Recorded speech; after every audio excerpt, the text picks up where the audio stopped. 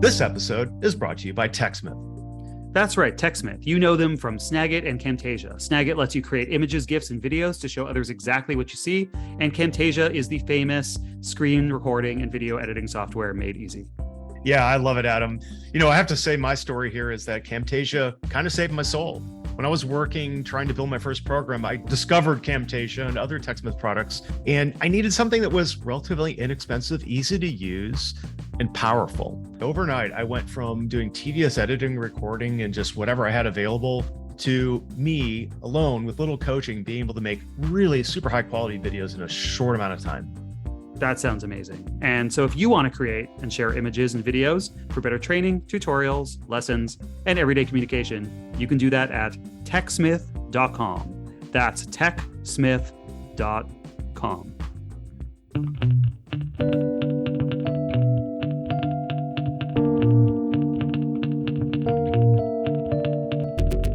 Welcome to CELab, the customer education laboratory, where we explore how to build customer education programs, experiments with new approaches, and exterminate the myths and all that bad advice that you might hear and stops growth dead in its tracks.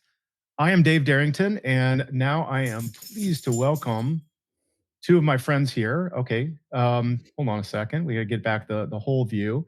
We've got Matt Pierce. Say hello, Matt. Hey, everybody. Nice to be here. Thanks, Dave. Great. And we've got Troy Stein here as well. Troy, hello. How you doing? Hey, thanks for having me. Appreciate it. Thanks for joining. Okay, I love these three-way conversations where we can ping ideas off of each other. Welcome, gentlemen, to you both. Before we get in the show, I'm going to have both of you do a deeper intro, talk about yourself and your roles in particular, because this episode is a sponsored episode where we're focusing on TechSmith. Both of you, your culture, your products, the amazingness that you bring to the marketplace. And we've been happy to have you as a sponsor since the beginning. So welcome back. Let's start off with my favorite fun, which is let's look at the international or the national day of. This is where I roll in. I kind of dig this. And there's one in here, Troy, I was thinking about you, National Camera Day. You're a photographer, aren't you? I do enjoy it quite a bit. Yeah. So these are great. National Handshake. How do you do? World Industrial Design Day, Bomb Pop Day. Man, I haven't had a bomb pop in years. Did Handshake Day take a hit though? I mean, let's be real. I shake hands way less than I ever used to because it's like, well, we had the most awkward handshake the other day. It was like, I usually fist bump, people, and for whatever reason, I went to, shake somebody's hand, and we just sort of went like this, and it was like the most goofy thing possible. Nobody was offended, but it was just like total fail. No, let's do that again. No, it was just like, oh, screw it. Just oh my God. Well, that's great. Okay, I'm going to take that out of here. Turn that off. Okay, folks. Welcome. This is great. Let me frame this up, and then I'd like you both to talk a little bit about your roles. We're going to talk about your company, and then we've got a lot on the plate today. This is going to be great. What we're here to talk about, again, beyond, we always like to have a hook for the show, beyond TechSmith and talking about, where we're at, roadmap, all that kind of stuff. Always like a hook. We're going to talk today about something that I know, Troy, you brought up as a great subject, project-based learning. I heard of this, but we're out doing so many different things. And this is interesting because in customer education, we're always looking for different kinds of methods, modalities, ideas, approaches, interventions, as we like to call them, to engage. Because without engagement, ain't nothing happening. People aren't going to do your work. So, okay, we're going to reconnect. I like this one because, hey, Troy, you said this was a little experimental, right? We may crash and burn. We'll see. Okay, we'll crash and burn. All right, I'll let you introduce that. Let's circle back. So, okay, go by letters. Matt, you're first. Mm-hmm. Intro. Let's go through your background again. Talk about, and for both of you, let's talk about your role too, and also what you're passionate about as a human being. Because one of the things I think is really valuable to us in our audience at CELab is building our network and getting to know each other, because we all play a role in this fabric of learning. So go ahead, you got the floor. Yeah. So, hey everybody, I'm Matt Pierce. My titles really don't matter because I have many of them. But like learning video ambassador, I'm now actually the growth and content marketing manager. So I sit in a marketing team. That's my kind of like where I sit.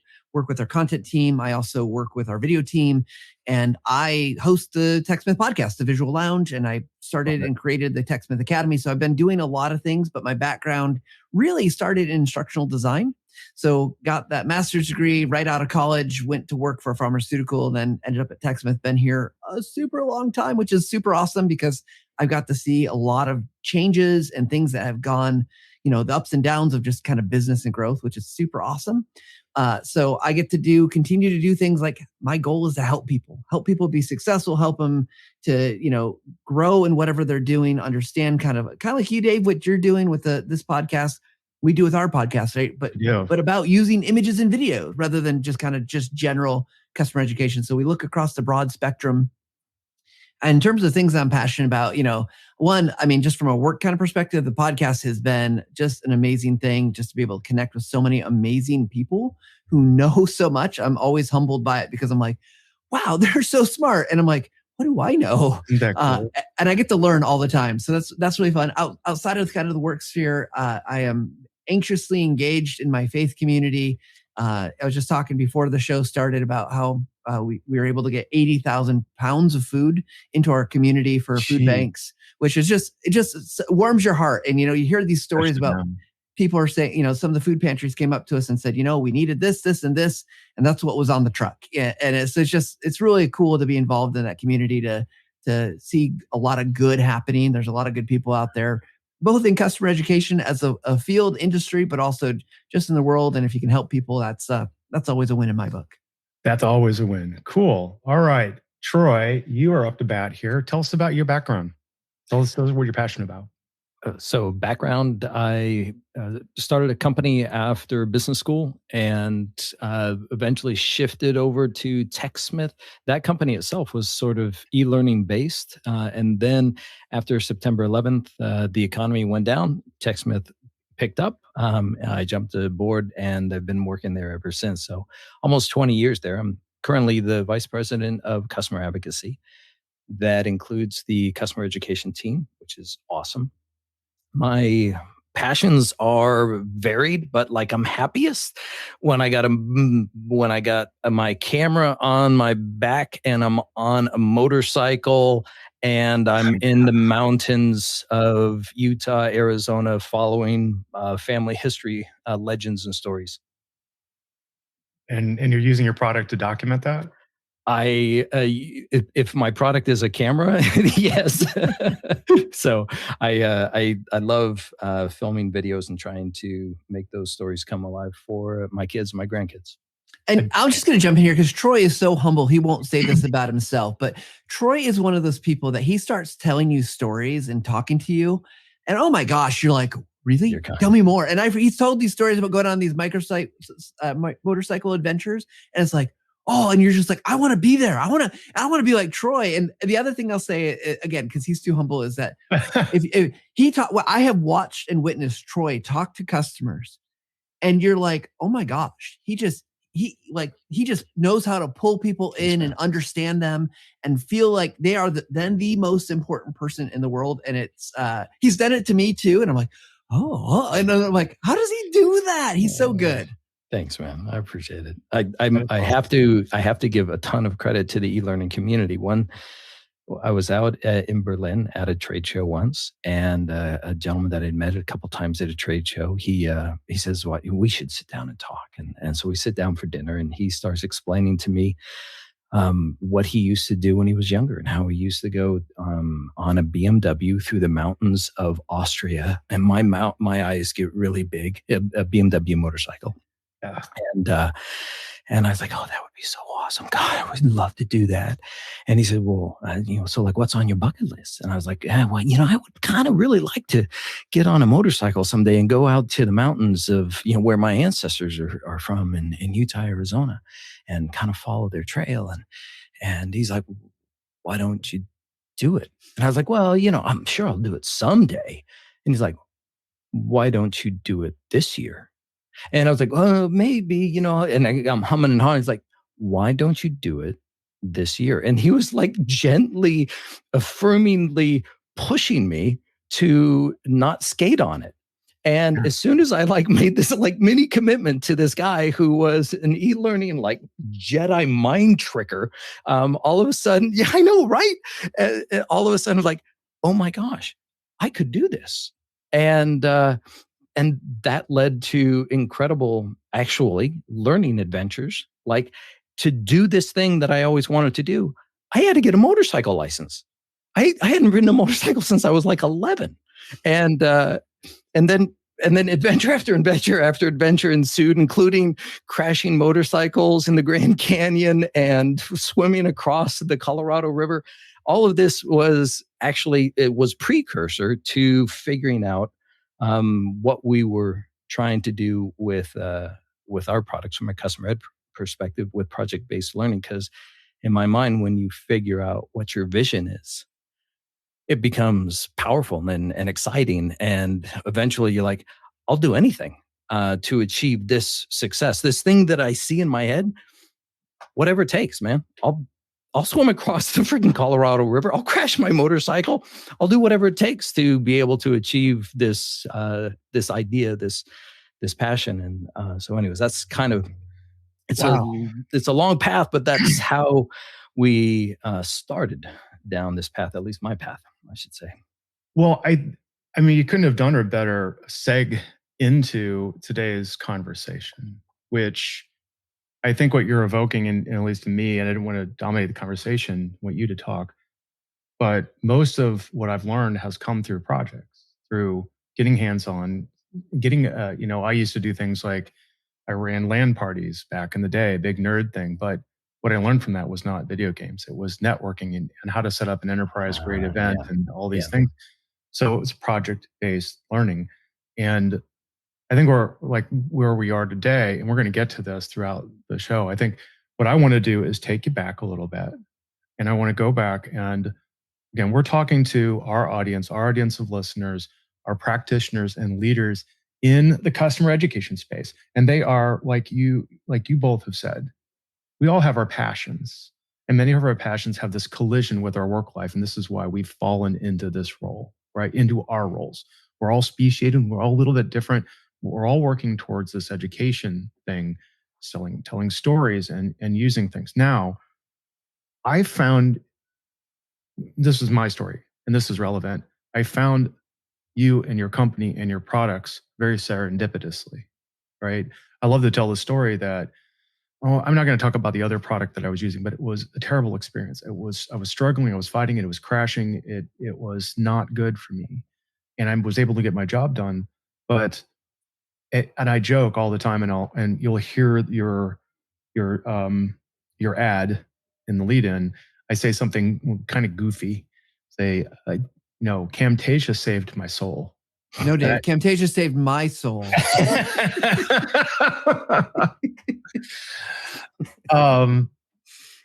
It did. because it made it unblocked, it ungated. It was the technology I needed at a price point I could afford, in a safe place to work. There were tools, resources, and there was a community of other people that knew this product. And all of a sudden I found myself achieving my dreams in a business context. But that spilled out to other things like this podcast. Yeah. I've used Camtasia for it. I've used other of your products, and it's worked. So, all right, I'm giving you the floor now, both of you. I really want you to come back and say, where are we today? Where's TechSmith today? Where are your programs today? What's unique? What's different? You got the floor. I want to relearn and come up to speed again with where you're at. Matt, you want to go first? Gosh, yeah. I mean, I think where we're at today is really still at that forefront of building tools that allow anyone to be able to communicate their message, particularly in a customer education space. It works really well because we know the value of kind of bringing all the components together, right? The visuals, the story, the sound, and tools like Camtasia. It really is a best-in-class tool that's going to allow you, and especially in that digital space, to capture your screen, to capture you, or that kind of the human piece, right? Whoever's going to be on camera, and then everything else you need to show and bring it together. And we try to really build a tool that makes it easy so anyone can do that. You don't have to be Hollywood to make something that really pops off the screen and allows you to get that message across, whether that's helping someone to learn something, you're trying to, convince somebody of something or demo something. And then of course, on the other side, you got SnagIt, which, SnagIt is a tool that I think on paper in some ways, you're like, how is that 30 some plus years old? But Yeah. yet it's still growing. It's still becoming, it's still evolving. It's really the best in class screen capture tool that you can ever imagine. It is becoming this also like quick and easy, powerful video tool where you're not thinking about the big project, but you're thinking like, I just need to get a message out to someone, and you can do that. And it's building in collaboration pieces. And it's just, it's one of the tools that like, I use it literally every single day. And if I ever leave TechSmith, I think they're going to have to drag me out of there. But if I ever leave TechSmith, I'm buying it to go on my computer, because wherever I end up or just at home, because I cannot live without it. It's, we call it the desert island software, right? If I get stranded on a desert island, I want that with me. So, and we've got other tools that are developing and growing. Audiate is a new one. Yeah. So Audiate works hand in hand with Camtasia, that you can send your video file over, it automatically transcribes it, allows you to do some audio sweetening or improvements. But the magic really gets into when you start editing that text of your transcript, and it edits your document, your video document, right? So you can edit a video as easy as editing text, and it really is a huge time saver. In fact, we did some research that if, especially longer, kind of like if you recorded a webinar or something, you got in there and took that video into Audiate, at least a 40% time saving. So it's oh, wow. huge. Yeah. Oh, wow. 40%. Now that's phenomenal when you're talking from an instructional designer's point of view.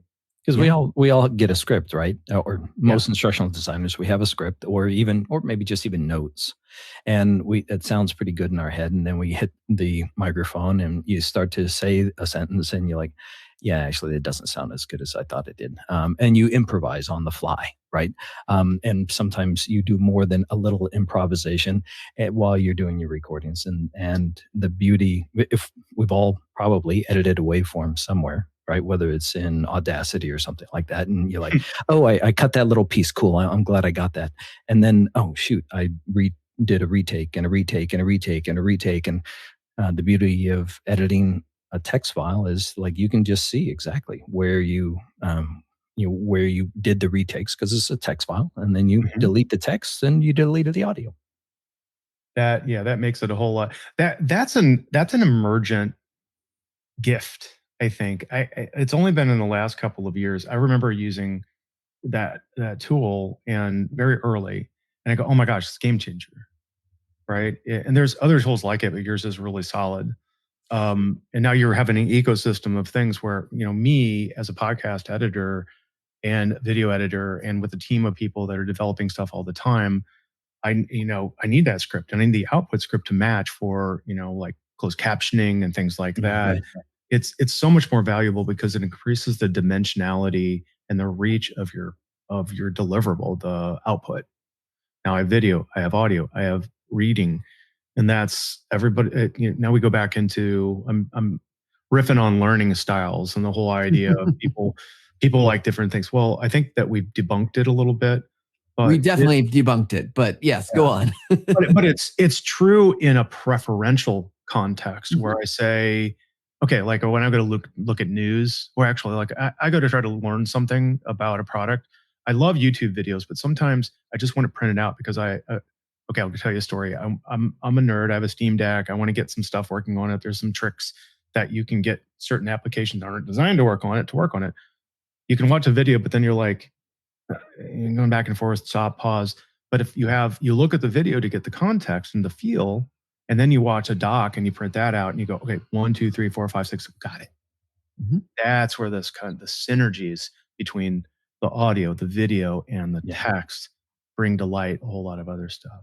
Yeah, I mean, there's nothing like multimodal, right? Because we are all in different circumstances, or you might be in different places. And sometimes, and video is absolutely a powerful tool. We love video, but sometimes you're like, I just need to know what to do right here. And a quick scan of the text is way better and way faster for me as a learner or as a doer than it is, maybe not trying to take in this whole kind of idea. But sometimes, and I think we'll talk about this with the project stuff that Troy's team's been working on, is sometimes I'm like, I can know the tool, but gosh, I don't have context of how to put these things together in a way that makes sense. And Dave, I'll just refer to the customer education manifesto, right? It's like value over feature, and it's that idea. How do we get to people to have their value, but at the same time, sometimes they just need to know like what button was that I needed to click on because I can't find it because there's it's buried in a menu someplace.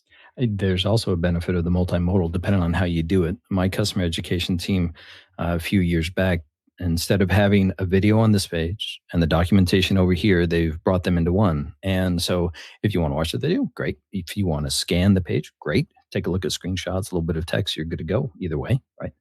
But it also has the advantage of search engine optimization, meaning that you can find that page better than if it was just text or just the video. And it can even open up at the top of a YouTube page as a snippet. And so your marketing team loves you when you're helping their SEO juice.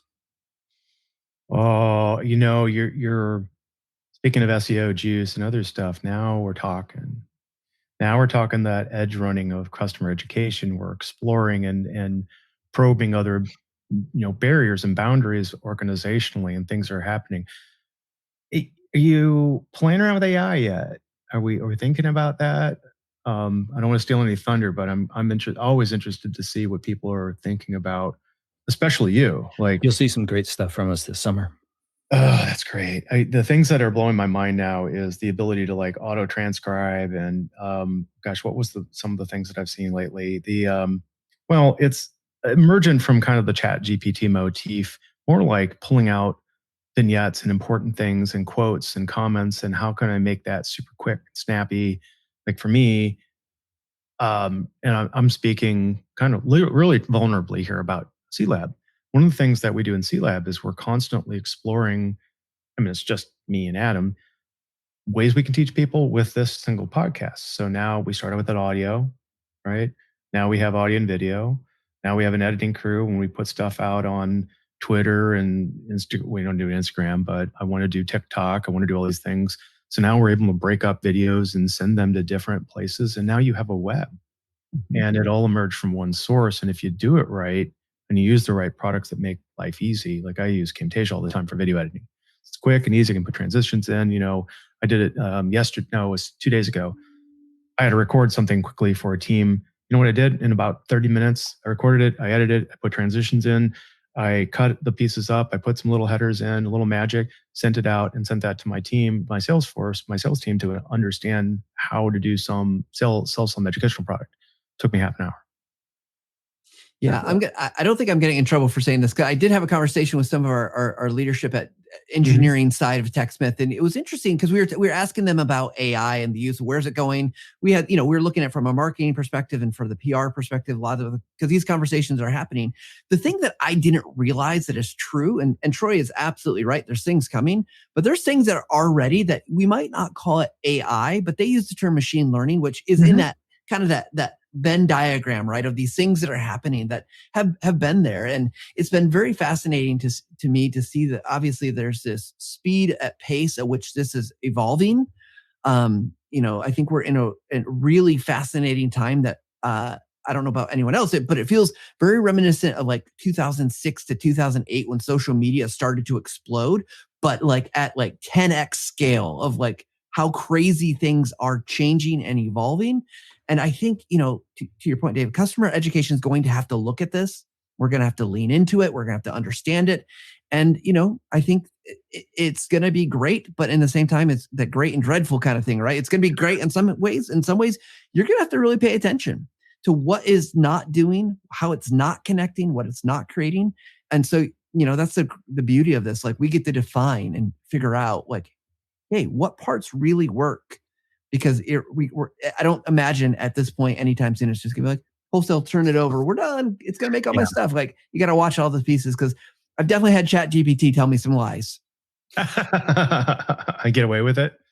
Well, I fed it a transcript actually, and I was just playing with it. Right, it was a podcast one of our senior leaders had been on, and I'm like, hey, I want to see if it can pull some quotes for me, and it pulled this beautiful quote, and I was like, oh my gosh, he is so smart. I can't believe he said this. This is perfect.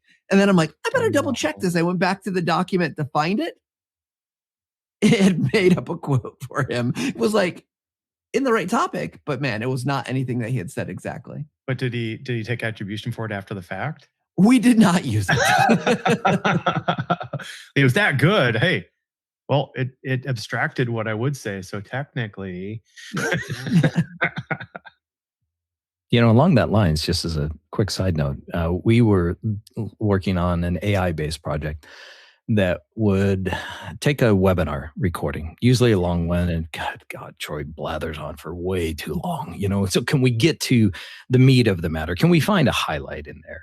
And so we worked with some audio engineers out in LA and sent them a bunch of our webinar recordings. And like, hey, do you think, can you help us sort of work through algorithmically, blah, blah, blah. And it's all you have to do is look at the waveform. And I was like, what are you talking about? And they're like, well, you get excited. And then that's usually a good part. And the waveform goes up. Right. And like, you don't need anything artificial to tell you that there was a moment of excitement. And we looked at it and they're like, look, okay, we'll show you all the peaks in your audio waveform for that webinar. And 9 times out of 10, when I'd go into those peaks, I'm like, yeah, heck yeah, I would actually make that into a highlight reel. Well, yeah, that answered a big question because I see that all the time because I mean, I've edited a lot of my own stuff. Yeah. And, actually it was just last night, Troy, I was creating an ad for one of the sponsors. And Adam and I did the whole ad reel. We spent an hour busting through different things and having fun. And, you have to go through that. So it's so funny that you say that because that's exactly what I did. I needed to skim through, find the point. Oh, here's where we started. It blast of sound audio. And I go, okay, that's where it is. Snip it out. And it's sped up my time. So, that could be translated into a little piece of functionality in app to say, do a quick seek. Sure. Or X, and then it's kind of like a filter. But for all those customer ed folks that are out there who are told, hey, can you edit this webinar? And can you cut this down into something like a highlight reel? It isn't that hard to drop it into Camtasia or whatever video editor is your choice and take a look at the waveform. You're like, okay, I can actually get there a lot faster with just looking at the peaks. Heck yeah. All right. Well, I already got pro tips there, and we haven't even really begun. We're almost half an hour in. Let's pivot a little bit. Let's talk about education. Let's talk about the market, and let's get into this PBL, project-based learning, experimentation. So I think the question we started into, and we can mix and match, but was, what are those unique challenges behind the education in the market as you see it? Like, I'm not thinking about my perspective of customer ed, and you have a little bit broader market, of course, because you've got influencers, you've got professional users, you have all that stuff. Tell me more about the challenge sets you're seeing right today. Well, we can be a little bit pull back the curtain on TechSmith. When you make a piece of software, or almost any tool for that matter, right? Like if I use this ruler as a ruler, that's great. I'm only going to use it so often, right? But if I learn how to do something with this hole, then it actually can become a level for me. And so the more things I use this for, the more valuable this becomes. With something like Camtasia, sure, I can use that for creating a piece of your learning content. It's what we were made for. But it could also be used for creating demos or for editing a webinar or making a birthday video for your wife, whatever it is that you want to do with that video editor. Our goal is to increase the number of use cases for that product. When that happens, it becomes more valuable to people, and the more helpful we are as a product, the longer term the relationship is. But introducing those new use cases was on our mind when we began thinking about project-based learning. Is how do we go from, I bought Camtasia to do this bit of e-learning, how do I help that instructional designer to also make a marketing demo because Mhm. there's never, ever enough marketing people on the Effort. video team, ever. And there's never, ever enough software demos. Yeah. But who knows the software really well? Who knows how to sort of tell a story? Who knows how to actually use the software to make the software look good? Instructional designers. So how do you actually go from job one, which is I need to create that instructional piece, to I need to create an instructional piece with a little pizzazz? And so that's what was on our mind is maybe if we focus on the end result rather than here's how you edit a timeline, here's how you add a call out, here's how you add a quiz. Instead of functionally, it was more outcome or goal based. I want to interrupt with two threads. One is you've got the Swiss Army knife thing going on, the pocket roll.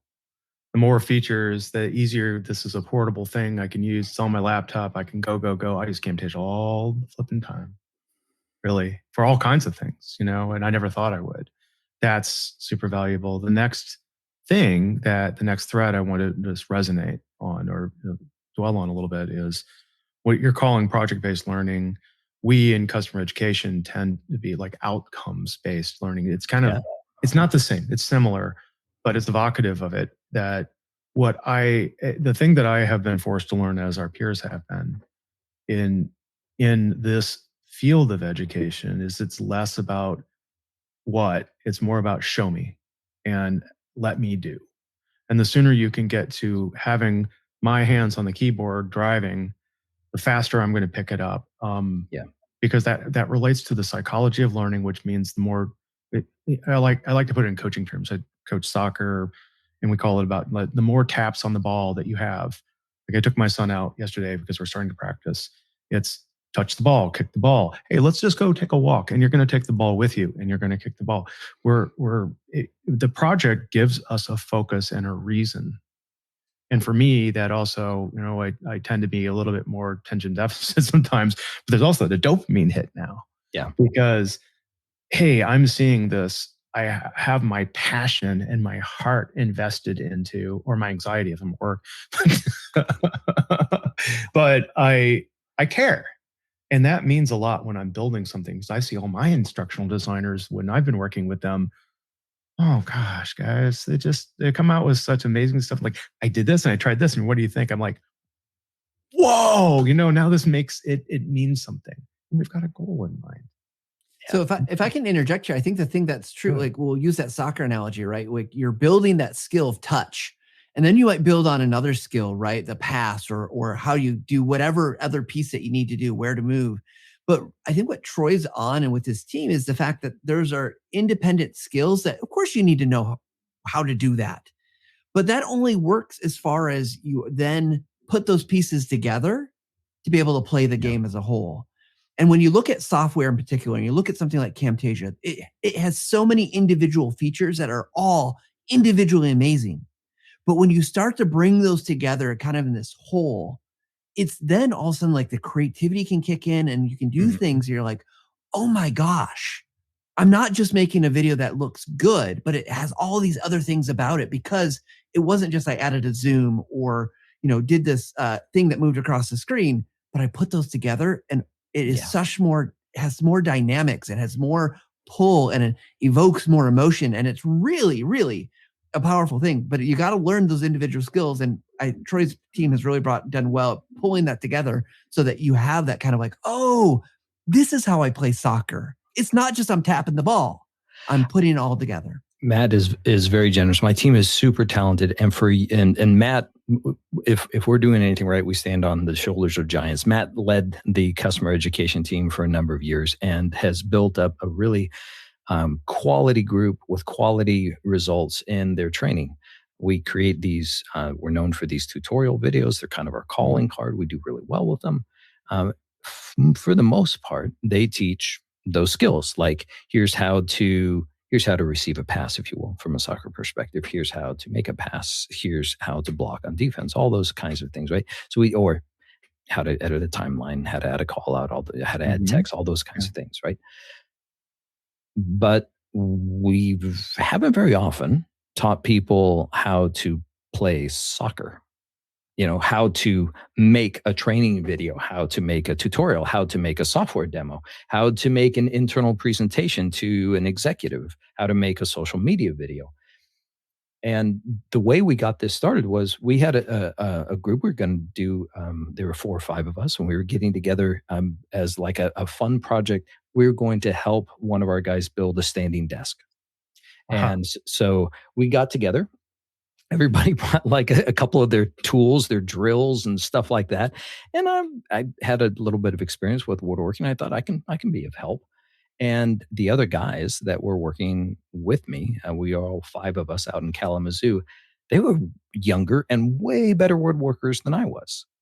And I try to ask, well, tell me about your experience. What did you guys learn? And one of them had this affinity for this company called Craig, Kreg, and they make woodworking tools. Mm-hmm.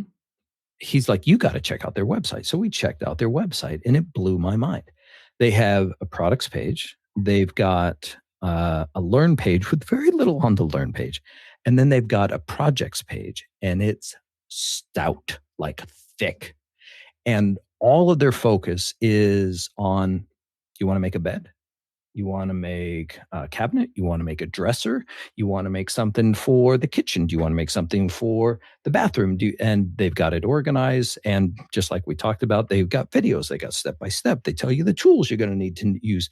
And it was one of those moments of the emperor has no clothes. Like, oh my gosh. For years, we have told people the equivalent of how to do a specific task, but not how to complete an end goal or an outcome. We've just told them how to use the software, but not how to make something with the software. Mm-hmm. Anyways, we call up this guy at Craig, the VP, and it took us a while to find him. We figured out what they've been trying to do and why and how, and the fact that they've got hundreds of thousands of people to sign up for their newsletters just so they can hear about more projects. And what they do is they almost, no offense to them, they almost don't teach you how to use their tools. It's like all about how to build, how to make a thing. Wow. And meanwhile, we've told people for years how to use the tool, but not how to build and how to make a thing. And so that's what our project-based learning was focused on, is how do we teach them how to build a thing, how to make a social media video, how to make a software demo, for example. This is so exciting. You can see my buildup because this is the C-level change. This is the pivot point, and this is what customer education is really about. When you and let me go a little bit deeper in what I'm going to say here. Product training, all that kind of stuff is always in documentation. It's clicks. It's click path. It's do this. Okay.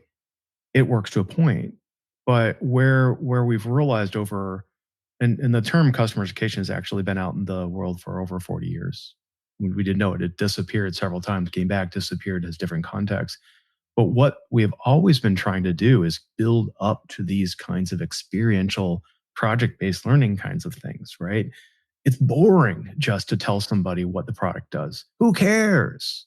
Nobody cares. I'm like, it's not relevant to me. Oh, click, click, click. Look, I'm not going to be able to take 8 hours of training on this. I remember going to these crazy workshops, and there at one point it was like Perkin-Elmer laboratory equipment, like major systems, and you go through page after page after page after page of stuff, and you're kind of doing tutorials, but it just didn't matter. You get back home, and there was no connection. There's no emotion. There's no love. There's no anything. No joy, right? It's just learning for learning's sake to say, you know how to do this, you check the boxes. So what you're saying is that your change, you realize that now we're talking about how do I get to this? Show me the thing. And I love the story of that company, because the companies that I see that are most successful do this too. What the difference is, okay, imagine, I'm going to talk about outreach because I was there before. I'm going to talk about Gainsight because I was there before. These are big SaaS products, and they're disruptive, they're revolutionary, because they're teaching you, the products are there to help you get an outcome. And those platforms did like everybody else at the start, click this, click. No, we don't care. We can't learn. So when we started to pivot around and build these experiential things, where and say, I'm going to help you get from point A to what you've got a book of business now of 100 prospects, and they're in, and you've done it, and you know how to do everything. Then you see the eyes open and the excitement and the smiles because I can do my darn job. And I bet that they didn't care about the clicks nearly as much as they wanted that big book of business. Yeah. And they're doing it live. I mean, like, you're working live through your leads and prospects, and you're loading them into a system, and you're seeing them, and you see now, oh, and I'm contextualizing on this product. The product was about, oh, I can use a pre-created template and I can just click it.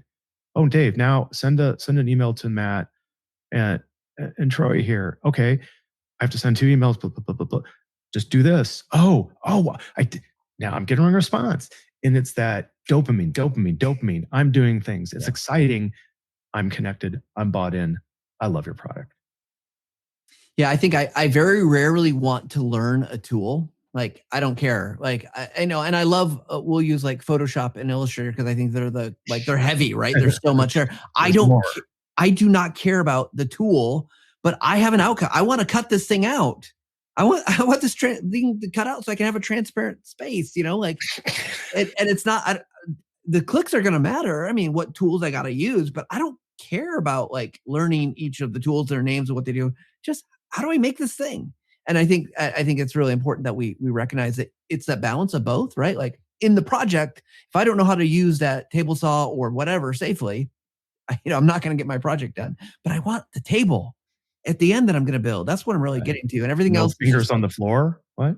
It happens. Not yet. I've got all mine, but my dad sure doesn't.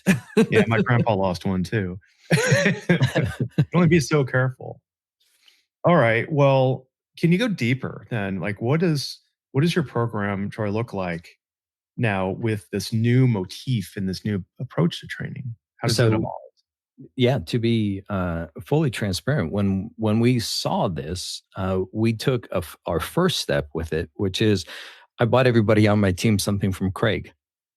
And we're going to have a weekend woodworking project. And we went over to Ryan Ish's house, and we built, what do we call those things up here in the Midwest, where, it's cornhole, a game. Yeah, right? cornhole. So we built a cornhole, and we actually worked through one of Craig's projects. So we saw what was working, and they forgot to tell you actually how to cut a circle out of wood. It was like the key to the whole thing. And they're like, make a 6-inch circle. Like, I didn't know how, but we got our hands dirty, learning how to do it. Then then a couple of guys jumped in, and we're like, all right, let's just make a couple of these. Right. And so we each decided which type, we're going to show how to make a tutorial, how to make a demo. And I can't remember what the third one was, but we built a few of these out. And thankfully, we had a pretty flexible CMS that allowed us to pile the content in there. And the other thing we did is I learned this from a really smart educator once, which is I tried to start with the guys that people like to follow. So JV and Jason Balad and Ryan Escher, everyone likes them. And so like you get the people that are leading out, and then other people want to be like them. And so we started with them as the initial creators of the project, and we've since brought others on. Like Craig, we've even brought people from the outside. At the time when I made these videos, I wasn't making a bunch of social media, YouTube content. So I was like, okay, I know somebody who does. Let's bring them in and use their following, their expertise. What was interesting there was, while they had the whole YouTube presence, right? They're great on camera, really comfortable. The instructional design level, not quite so much, right? So you had to sort of level them up, and I think we can make that tighter. I think, what if we restructured it and you talked about this first and then that first, and all the things that Matt has learned over the years, we had to try to encapsulate and bring to some of these folks, to build them into the project process. What we're doing now, is now it's data time. So we've been pushing people to the projects, and we are trying to figure out, does it actually help people to learn how to use our product for a new thing? Does it help new users to learn our products better? Or does it help existing customers to basically learn a new skill, learn a new type of video? So those are the data questions that we're asking, and thankfully, I've got an awesome product team and data team that we're trying to answer those questions this summer. That's amazing. That's such a fun thing. So are some of those projects visible right now, and can we see links to them? Yeah, we can put it in the notes. That would be great. I would love to share them in the show notes and be able to distribute them out for people to see and learn. And myself, I realize we're getting down to the wire. We've got about 7 minutes for the show. Is there anything else you can show? Like that's huge. Like, this is a big transformative moment. Yep. Sounds like for you. I'm really excited about it. Like, I like to come back every so many months to see what you're up to, because again, I'm going to reframe this up for my market, for the customer education community. We need your platforms. We need your tools. We use them all the time.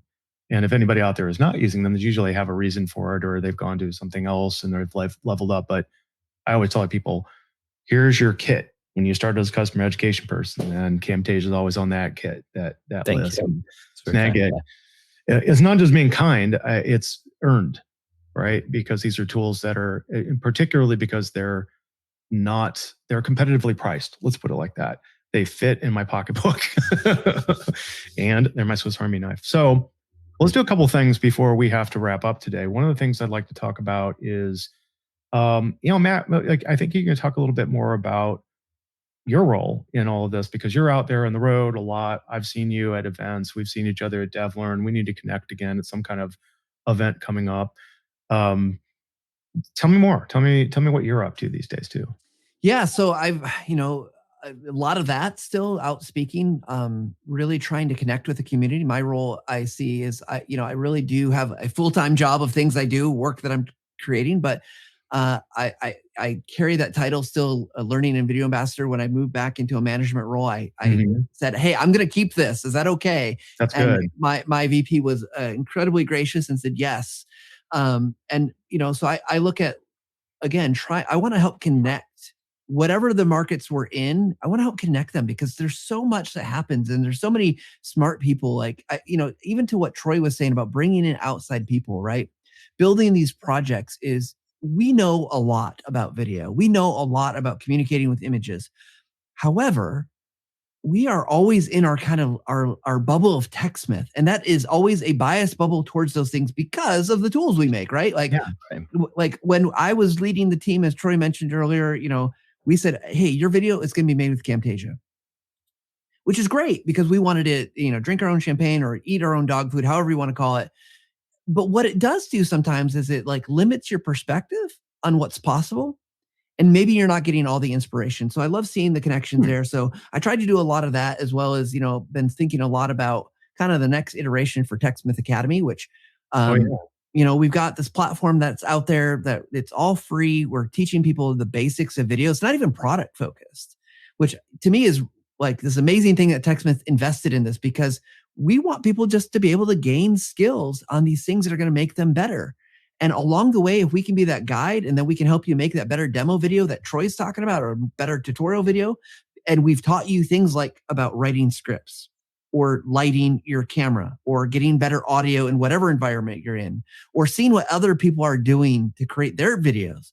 I think there's just this great synergy of allowing that, if you will, to say like, hey, we're going to support you regardless in this area. But if you need a tool, if you need help doing these projects, we've got something of value that we can add. And as you said, Dave, it's affordable. It's easy to bring into an organization, and hopefully it makes it easy to work, to work with your IT, work with all your constraints. And then honestly, I used to use other video products when I was doing camera video and stuff like, oh yeah, we gotta get into Premiere. I don't ever do it anymore. I don't need it. I can do better work faster in my own tool. Now, I've spent a lot of time in Camtasia, but it's the things that and kudos to our development team, because they just keep out coming out with things. I'm like, oh my gosh, I've always wanted to do this, and I could never figure it out in these other tools. So now I can, and it's amazing. So, I've got lots of other responsibilities at TechSmith that I'm still, doing, but to me, it's like, I want to be this person that helps connect, helps strengthen the relationships. And, and I'm very blessed and fortunate that I sometimes get to be that voice for TechSmith and represent us as we talk and teach about video and using video in all these different spaces and places. Matt is more than a voice for TechSmith. If you ever get a chance to see him live, he's fantastic. And he talks about industry trends, research-based insights into where things are going.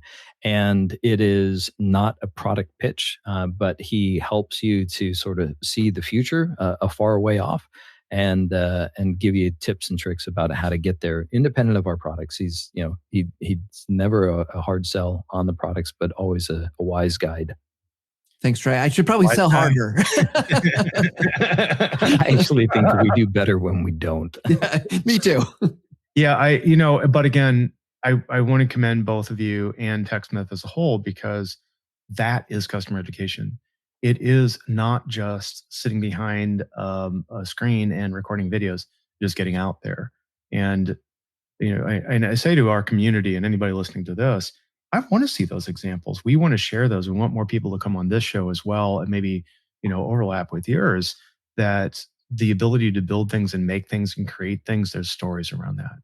And what, like you as connector, I'm blessed because my patron service rocket where I work my day job. This is CELab's we just do it. We don't get anything for it. We do it for the community, but it's part of our passion. If we're out there connecting and we're on the road and we're talking to people and we're finding the people that are smarter than us that we don't know of. I know a friend of mine, Brian Childs from Learning Outcomes, said this, like, Dave, do you know how many people are out there that know so much, but they're not going to poke their heads up? And they're happy, they're successful, they're enjoying their life, but we should encourage them to show their amazing work off. Seen so many things that, one of the things I thought of one day is I watched a lot of YouTube, and then I've been studying TikTok, obsessed, but studying, right? Because I'm learning how I can use these things, not just for my company, for CELab, but how can we all use these things? And that's super, it's super important to get in there and figure those things out and learn and grow and try and experiment and fail and do it all with a project kind of sense, right? It's getting out there, experimenting, trying new things is that's why we call ourselves the Customer Education Laboratory, because we want to encourage people to try bold new things. We want to meet those people that are trying those bold new things to learn and keep growing our product base. So to that point, Dave, one of the things that's really interesting to me that I've noticed as a trend in industry, and not just our industry, but other industries, in particular, it comes with age. And I think this is, to Troy's credit, Troy is an experimenter. He all day long is trying new things. But I do notice that there are things like TikTok, and and I'm of a certain age that I'm not like a TikTok generation person. I'm not on TikTok doing all that stuff, right? But there's something that if we resist what's happening in outside of our industry, we resist. Oh, we don't want that. You can't learn from a 60-second video. You can't learn from a 30-second video. That's a real disadvantage.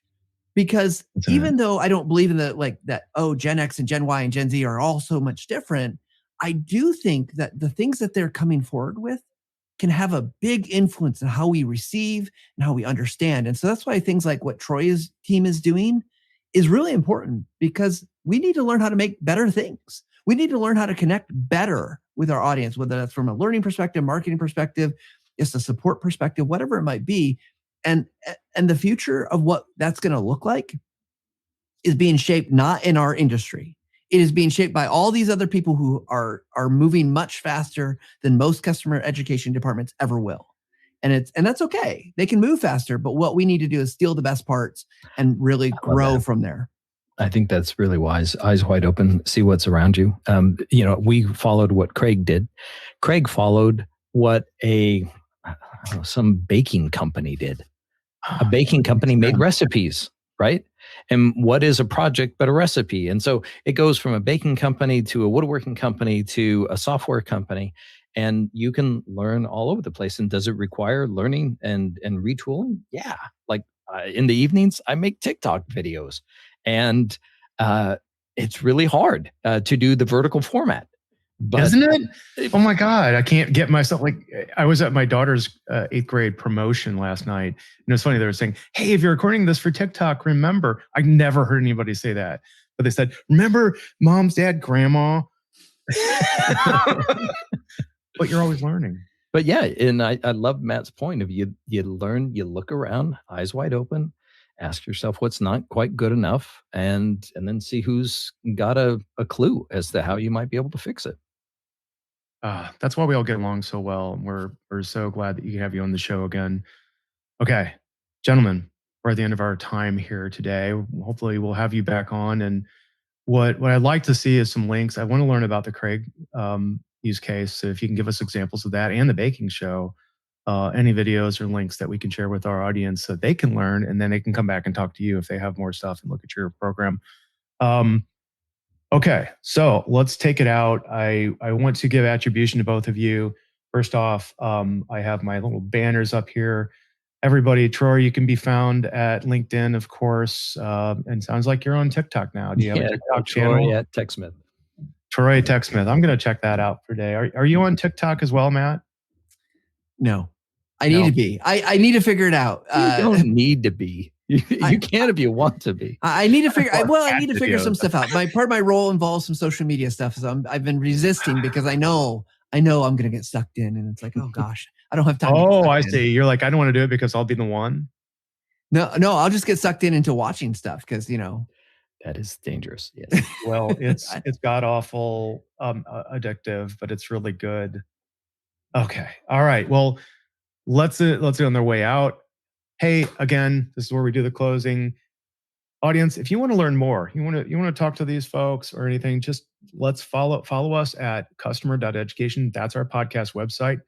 You're going to be seeing a lot more growth with that. We're working on a community. We're working on expanding our network. We've kicked off season 5 with all of our great new sponsors and ones from the past. CELab is growing. We're really excited about that. And please, hey, if you found value in this, share it with other people. Tell your friends, tell your peers, tell your network. It's about finding the others. And as we all said here today, we're looking to you for doing the work with our products and helping teach us your stories. We want to hear from you, particularly at CELab. If you go to the CELab website, you'll also find a request to speak. Click that. If you want to talk, if you got a great story, let's get on the show. And as we go out the door, once again, a special thanks to our Alan Coda, who has made the amazing theme music for this show. If you have subscribed, we know a lot of you have subscribed. We really would like to see a 5-star rating on whatever platform, podcast or catcher or whatever you're on. We're still sitting at 5 stars at like 50 different reviews on Apple. So I'm blown away. Thank you so much for your support. And to our audience, thanks for joining us.